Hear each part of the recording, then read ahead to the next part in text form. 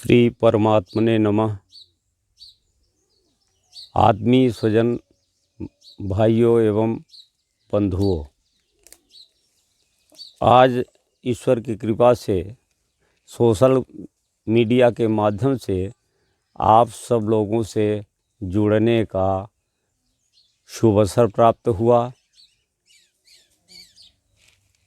अभी मैं 30 अप्रैल तक शिक्षकी पेशे में रहा हूँ, लेकिन शिक्षकी पेशे के साथ साथ जैसा राधा कृष्णन जी ने कहा था कि शिक्षक राष्ट्र निर्माता होता है, तो राष्ट्र के विभिन्न मुद्दों पर, भ्रष्टाचार के मुद्दों पर विभिन्न कर्मचारी संगठनों के माध्यम से संघर्ष करता रहा और 4 बार हमने स्वैच्छिक सेवानिवृत्ति भी दी देश की दुर्दशा को देखकर, लेकिन स्वैच्छिक सेवानिवृत्ति स्वीकृत नहीं हुआ। और ईश्वर की कृपा से एक ही विद्यालय में 41 साल की सेवा करते हुए 30 अप्रैल 2025 को सेवानिवृत्त हो गए। अब देश के सामने समस्याएं मुँहबाए खड़ी हुई हैं, तो देश बचाओ आध्यात्मिक राष्ट्रीय पुनर्जागरण के माध्यम से मैं मुद्रिका प्रसाद त्रिपाठी विश्वमित्र राष्ट्रीय प्रचारक के नाते आप लोगों के समक्ष कुछ बातें करने के लिए उपस्थित हुआ हूँ। सबसे पहले हमको लगा कि इस देश में अब प्रधानमंत्री जी को हट ना जाना चाहिए, क्योंकि 75 साल की उम्र उनकी हो गई है और वो पूरी तरह से असफल हो गए हैं। इसलिए कल श्रमिक दिवस 1 मई 25 को जिला कलेक्टर महोदय मऊगंज के माध्यम से हमने राष्ट्रपति महोदया को पत्र लिखा है कि इनको तत्काल प्रधानमंत्री पद से हटा दिया जाए। क्यों हटा दिया जाए, क्यों हमने ऐसा पत्र लिखा है, उस पत्र के बारे में आप लोगों के संबंध में चर्चा कर रहे हैं। जैसा आप सबको विदित है कि 2014 के पहले अन्य सरकारें थी, कांग्रेस की सरकारें और अन्य सरकारें थी, उससे तंग और त्रस्त होकर देश की दुर्दशा को देखकर भारतीय जनता पार्टी और मोदी के नेतृत्व में देश की जनता ने मोदी को सत्ता सौंपी और 2014 के पहले के जितने वीडियो हैं उसमें चुनावी वादे में मोदी जी ने सत्ता में आने के पहले वादा किया था कि मैं 100 दिन में काला धन ला दूंगा, भ्रष्टाचार समाप्त कर दूंगा, बेरोजगारी समाप्त करूंगा, 2 करोड़ रोजगार देंगे, महंगाई ख़त्म कर दूंगा, किसान के उपज का वास्तविक मूल्य स्वामीनाथन आयोग की रिपोर्ट को लागू करूंगा, तरह तरह के वादे किए, पेट्रोलियम पदार्थ, गैस सस्ती हो जाएगी, मने राम र सबका साथ, मने अच्छे दिन आ जाएंगे, कुल मिला के सबका साथ सबका विकास, अच्छे दिन आ जाएंगे। इस वादे पर लोगों ने उनको पर्याप्त समर्थन किया और 14 में सत्तासीन हुए। लेकिन वो पिछली सरकार मनमोहन सिंह सरकार को मौनी सरकार कहते थे, लेकिन 11 वर्ष के सत्ता के बाद भी मोदी जी इन प्रश्नों पर एक भी पत्रकार वार्ता नहीं किए, कोई जवाबदेह ही इन्होंने नहीं दिखाई, एक बार भी नहीं बोले और उन मुद्दों पर असफल होते हुए भी जन की बात न करके मन की उबाऊ बात करते रहे और देश को गुमराह करते रहे। देश में समस्या दिनों दिन बद से बदतर होती जा रही है। इसलिए हमने कहा कि इन्होंने देश के साथ ठगी की है, जो वादे किए हैं उन वादों पर किसी प्रकार की कार्यवाही नहीं की। तो इसलिए पहला ये बिंदु है।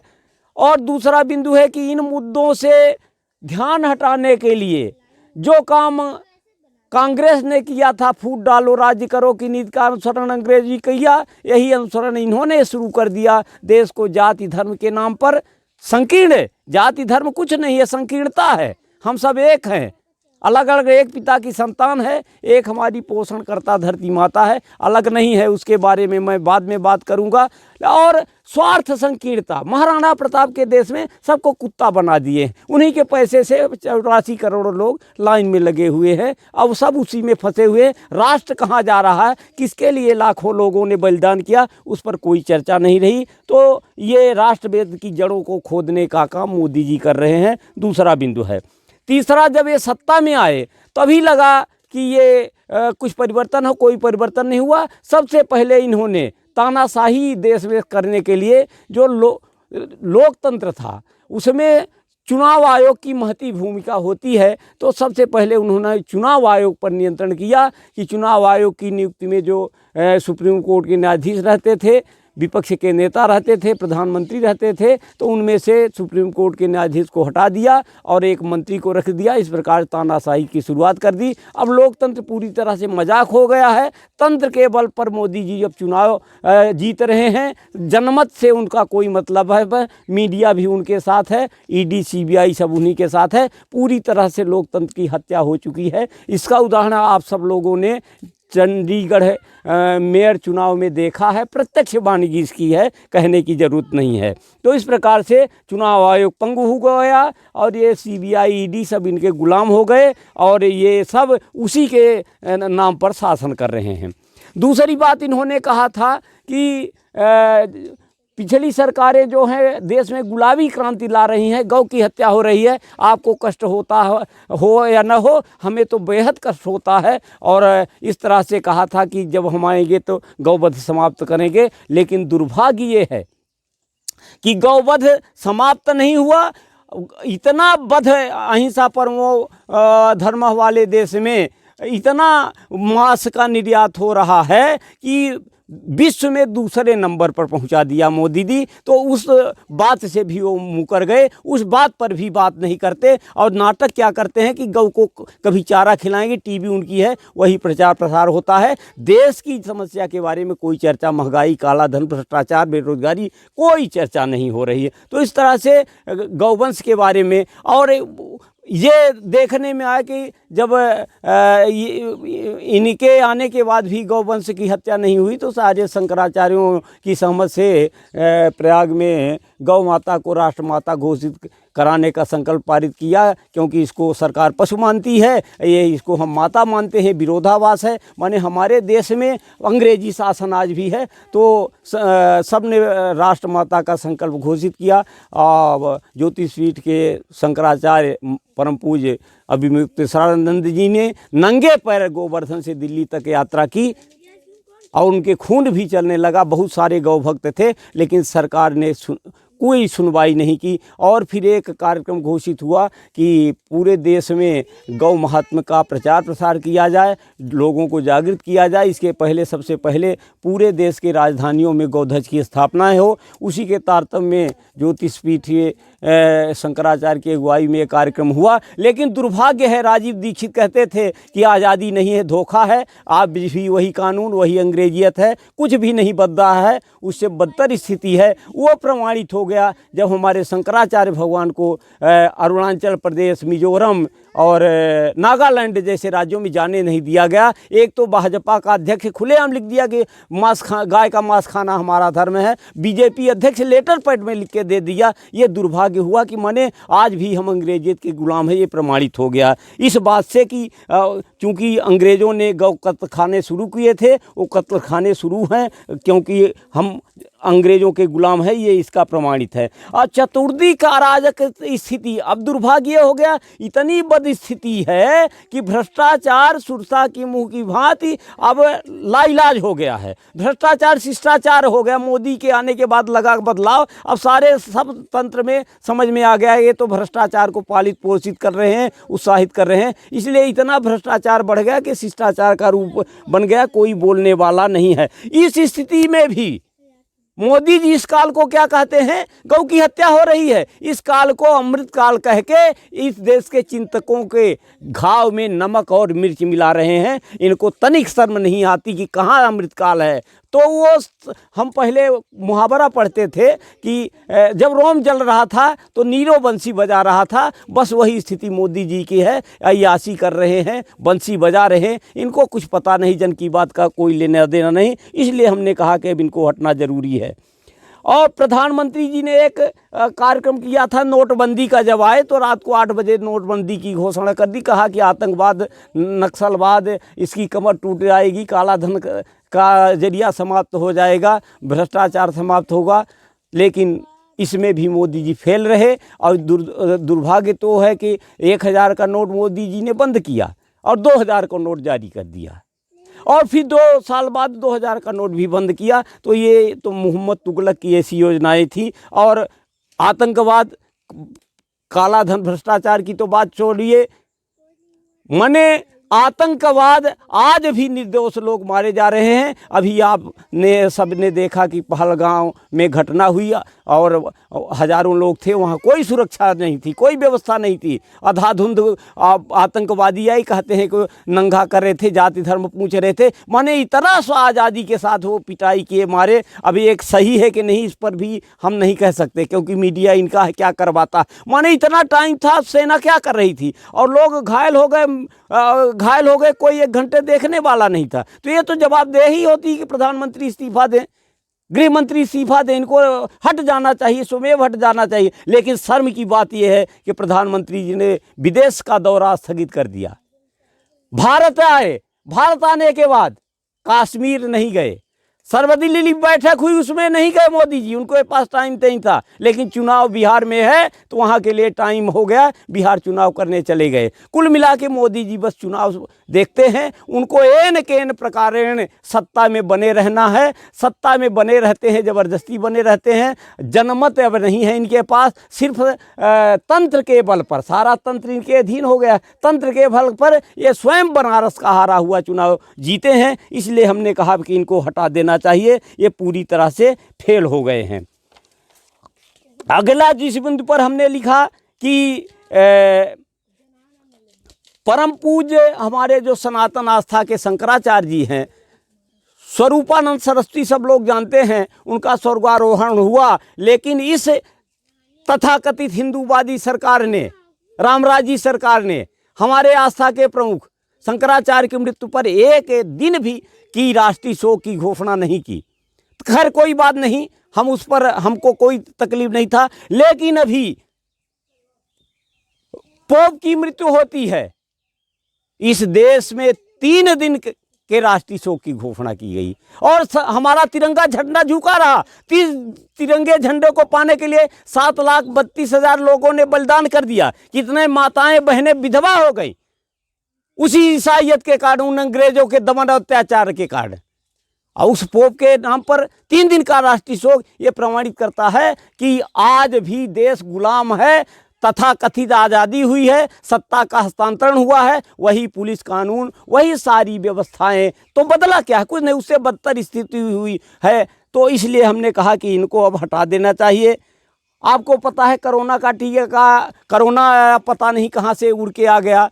पहले कहते थे कि कोई किसी के पाप लगता है तो मुंह में थोड़ा बन जाता है, तो ये कोरोना आया और मुंह सब में के मास्क बांध दिया गया।